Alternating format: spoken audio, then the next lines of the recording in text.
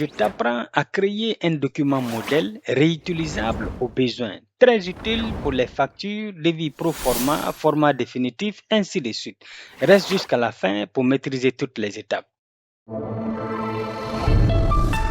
Nous allons lancer donc Excel, suivez attentivement. À ce niveau, nous avons tous les documents récents qui ont été confectionnés sur cet ordinateur.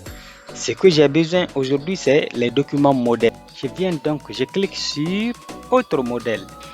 À ce niveau aussi, suivez attentivement. Là, ce sont les documents modèles proposés par Microsoft Office Excel.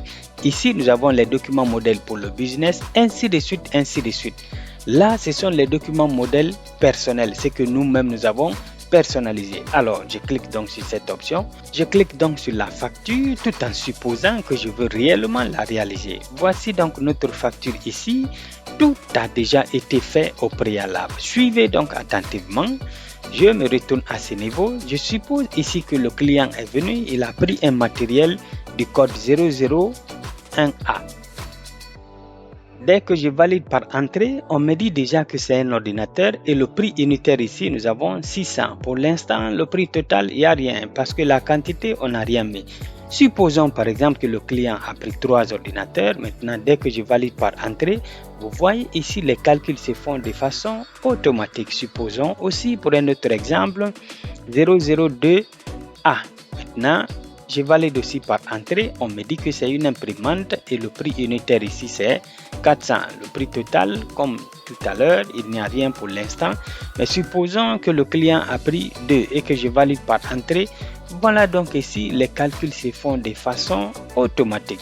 Voilà donc, chers collègues, le travail qui nous attend dans les minutes qui suivent. Mais pour cette vidéo, je ne vais pas revenir sur les calculs et procédures de mise en place d'une telle facture parce que dans l'une de mes précédentes vidéos, j'ai déjà détaillé du début à la fin comment effectuer les calculs pour mettre en place une telle facture. Je laisserai le lien dans la description pour ceux qui veulent revoir cette vidéo. J'ouvre donc mon fichier Excel qui est déjà prêt. Avant de poursuivre, chers collègues, si tu n'es pas encore abonné sur ma chaîne, je te prie de t'abonner pour m'encourager. Laisse-moi un gros pouce bleu. Tu peux aussi commenter pourquoi ne pas partager avec tes collègues si cela a été un plus pour toi. Comme je l'ai dit à l'entame, dans cette facture, tout a déjà été fait. Les calculs, les mises en forme, tout est prêt déjà. Maintenant, je vais procéder à l'enregistrement de ce fichier comme un modèle Excel. Suivez attentivement. Je clique sur le menu fichier. Je viens sur l'option enregistrer sous. Je prends ici parcourir. La première étape, le fichier doit être enregistré dans le disque local C. Suivez donc attentivement. Je clique une fois pour le sélectionner. Je déroule ici pour chercher le dossier utilisateur. Le voilà ici. Je double-clique pour ouvrir le dossier utilisateur. Je vais le placer donc dans le dossier Tengiano Conseil. Je double-clique aussi pour l'ouvrir. Suivez attentivement. La deuxième étape, le fichier doit être aussi enregistré dans le dossier modèle Office personnalisé. Suivez attentivement. Je double-clique aussi pour ouvrir ce dossier. Maintenant, le nom de la facture, vu que l'autre l'a déjà, le premier que j'ai enregistré, c'est facture. Ça, je vais mettre facture 2.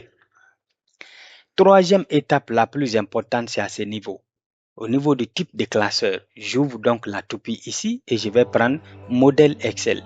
Je clique une fois et maintenant, je vais procéder à l'enregistrement. Voilà donc maintenant, notre document modèle est prêt et il est enregistré en tant que modèle. Suivez donc, nous allons poursuivre pour voir cela.